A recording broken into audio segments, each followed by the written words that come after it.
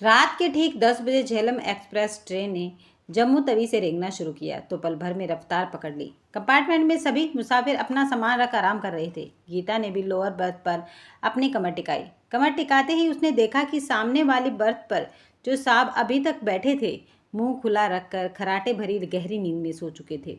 गीता की नज़र उन साहब के ऊपर वाली बर्थ पर गई तो देखा कि एक नौजवान अपनी छाती पर मोबाइल फ़ोन रख कानों में ईयरफोन लगाए उसमें बज रहे गानों के संग जुगलबंदी में मस्त था। गीता को नींद नहीं आ रही थी। उसके ऊपर वाली बर्थ पर कोई हलचल नहीं थी। उस पर सामान रखा हुआ था और सामान वाला उसी कंपार्टमेंट के आखिरी छोर पर अपने दोस्त के साथ कारोबार की बातें कर रहा था। रात गुजर गई। गीता लेटी रही मगर सो नहीं पाई थी। सुबह के 5 बज चुके थे। अपनी ही दुनिया में मस्त वह नौजवान उठा और बाथरूम की तरफ चल दिया। जब वह लौटा तो उसका चेहरा एकदम तरोताज़ा दिख रहा था। तब तक गाड़ी अंबाला गेट रेलवे स्टेशन पर रुक चुकी थी। वह नौजवान छोले कुलचे लेकर आया और फिर उसने देखते ही देखते नाश्ता कर लिया। सामने वाली बर्थ पर लेटे साहब हरकत में आने शुरू हुए। उन्होंने गीता से पूछा, मैडम, यह गाड़ी कौन से स्टेशन पर रुकी हुई है? गीता ने उसके सवाल का जवाब देते हुए कहा, जी अंबाला स्टेशन पर। तभी ट्रेन ने रेंगना शुरू कर दिया। उन साहब ने सवाल किया, क्या कोई चाय वाला नहीं आया अब तक? गीता बोली, जी बहुत आए थे मगर आप सो रहे थे। वे साहब चाय की तलब लिए फिर से अपनी बर्थ पर आलू की तरह लुढ़क गए। थोड़ी देर बाद उनका मुंह खुला और वे फिर से खराटे लेने लगे। गीता ने सामने वाली बर्थ पर उस नौजवान पर निगाह डाली तो देखा कि वह कोई उपन्यास पढ़ रहा था। न जाने क्यों गीता की निगाहें को वह अच्छा लगने लगा था।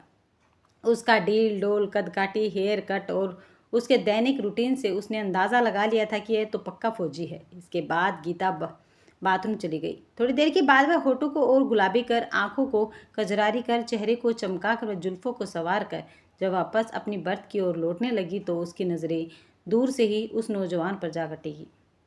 वह उपन्यास के पात्रों में खोया हुआ था।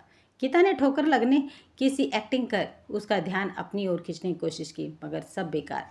गीता की स्याही सी खिड़की के पास आकर बैठ गई और बाहर झांकने लगी। तकरीबन 8 बजे गाड़ी पानीपत स्टेशन पर रुकी तो गीता ने अपनी नज़रें नौजवान पर टिकाकर सामने वाले साहब को पुकारते हुए कहा, जी उठिए, स्टेशन पर गाड़ी रुकी है, चाय नाश्ता सब है यहाँ पर। ओके थैंक यू, चाय पीने का बड़ा मन है मेरा, उन साहब ने कहा। जी इसलिए तो उठाया है, मैं जानती हूँ कि आप चाय की तलब के साथ ही सो गए थे।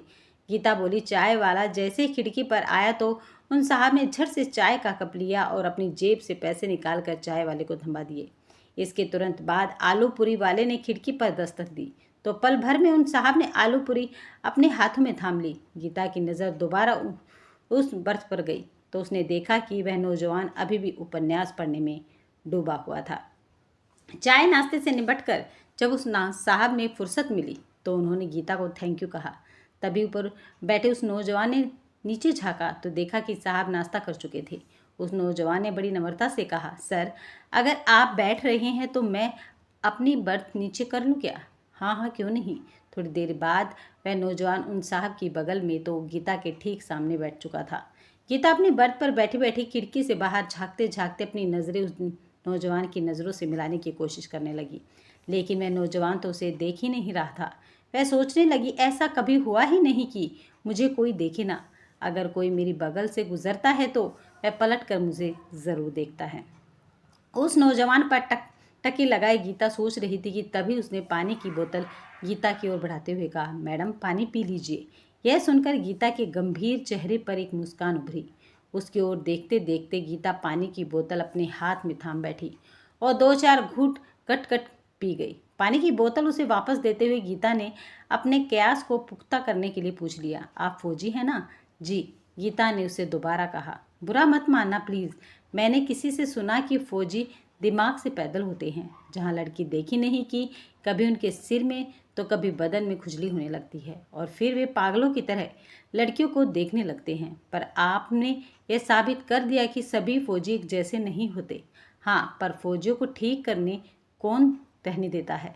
जहाँ फौजी ऐसी हरकत नहीं करते वहाँ लड़कियाँ उनके साथ ऐसा करने लगती हैं। आखिर कोई कहाँ तक बचे?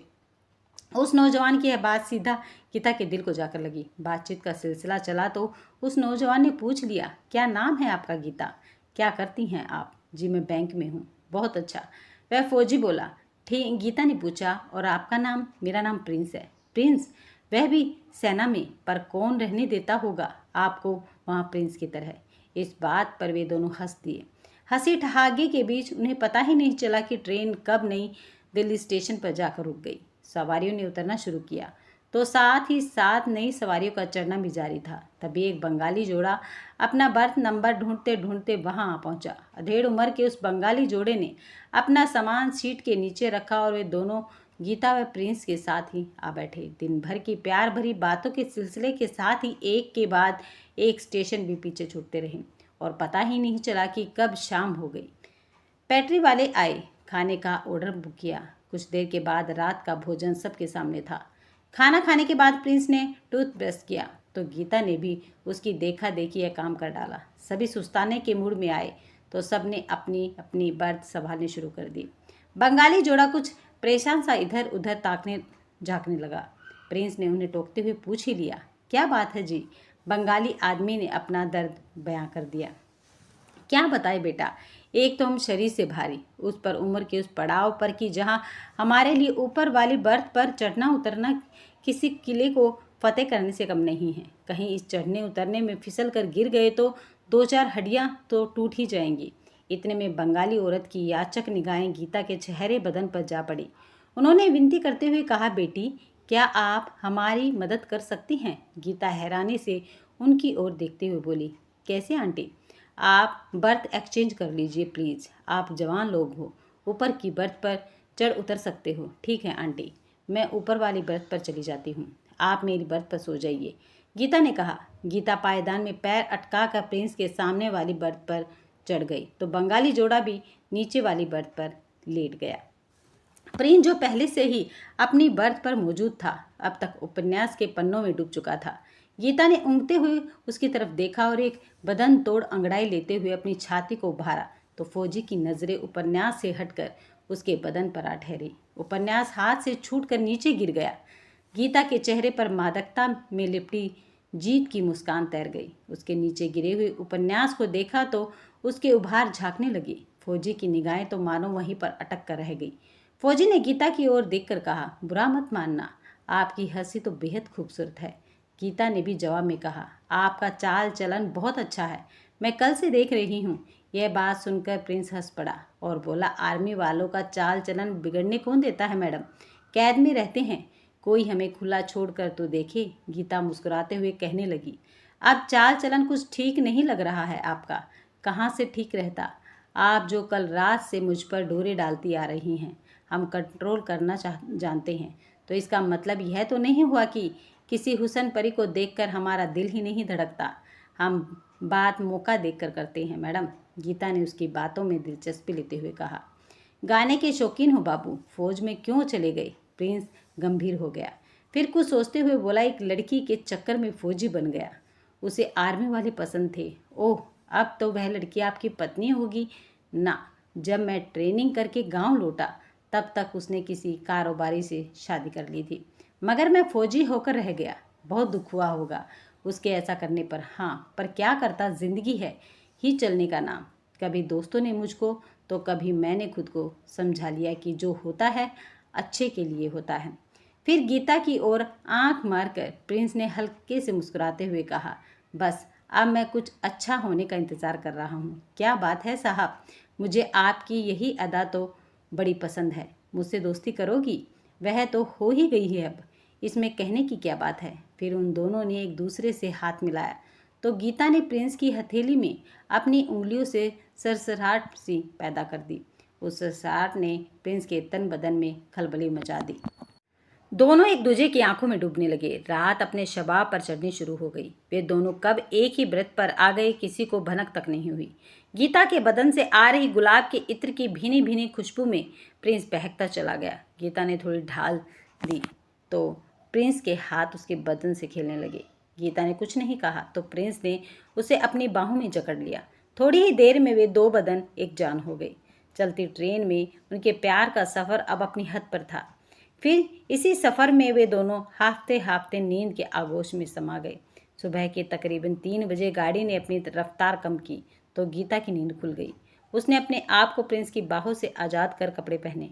उसका खड़वा स्टेशन आने वाला था। गीता ने कागज पर प्रिंस के लिए कुछ लिखा और उसके सिरहाने रख दिया। फिर कुछ सोचा और जल्दबाजी में एक और पर्चे पर कुछ लिखा और पर्स निकाल कर उस पर्चे को पर्स में रखा और पैंट की जेब के हवाले कर दिया। फिर गीता ने अपना सामान समेटा और बिना आहट किए ही प्लेटफॉर्म पर उतर गई। रात के प्यार में थके प्रिंस की नींद सुबह के 5 बजे खुली तो उसने अपने बगल में गीता को टटोला। वह वहां नहीं थी और न ही उसका सामान। प्रिंस हैरान परेशान सा इधर उधर ताकने लगा। गीता का कहीं नामो निशान न मिलने पर उसने खुद को ठीक ठाक करने के लिए सरहाने रखी अपनी शर्ट उठाई तो उसे उसके नीचे एक चिट्ठी मिली। लिखा था, डियर, आप बहुत अच्छे फौजी हैं। देर से बहकते हो ज़रा, पर बहकते ज़रूर हो। सफ़र रोमांचक गुजरा। आपकी बात ही कुछ और थी। फिर कभी दोबारा आपसे इसी तरह मुलाकात हो। Love you dear, good bye. चिट्ठी पढ़कर प्रिंस हैरान हुआ। उस भोली भाली दिखने वाली मासूम बला के बारे में सोचते सोचते उसके माथे पर सिलवटें पड़ने लगी। तभी चाय वाला वहां आ गया। अरे भैया, एक कप चाय तो दे दो, कहते हुए प्रिंस ने अपना पर्स निकाला तो उसमें एक और पर्चा निकला जिस पर लिखा हुआ था, आपका पर्स रंगीन नोटों की गर्मी से लबालब था। दिल आ गया, सो निशानी के तौर पर सभी रंगीनियां साथ लिए जा रही हूँ। उम्मीद है कि आप बुरा नहीं मानेंगे। प्रिंस के मुंह से बस इतना ही निकला। चाय के लिए चिल्लर तो छोड़ जाती, पर फौजी पर तरस खाता कौन है। प्रिंस ने एक गहरी सांस ली।